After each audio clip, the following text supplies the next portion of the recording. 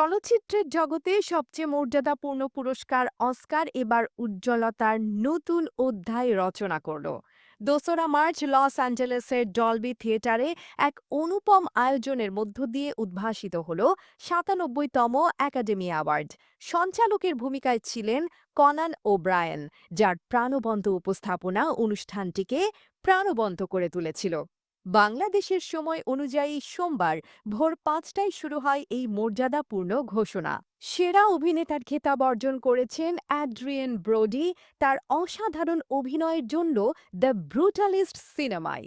সেরা অভিনেত্রী হিসেবে স্বীকৃতি পেয়েছেন মাইকি ম্যাডিসন, তার অভিনয় ছিল অনবদ্য। সেরা চলচ্চিত্রের পুরস্কার জিতে নিয়েছে অ্যানোরা, যা এবার আলোচনার কেন্দ্রবিন্দু। এবারের আয়োজনের প্রথম পুরস্কারটি দখল করেছেন কিয়েরান কালকিন, যিনি আর রিয়েল পেইন চলচ্চিত্রে অভিনয়ের জন্য সেরা পার্শ্ব অভিনেতার সম্মান অর্জন করেছেন।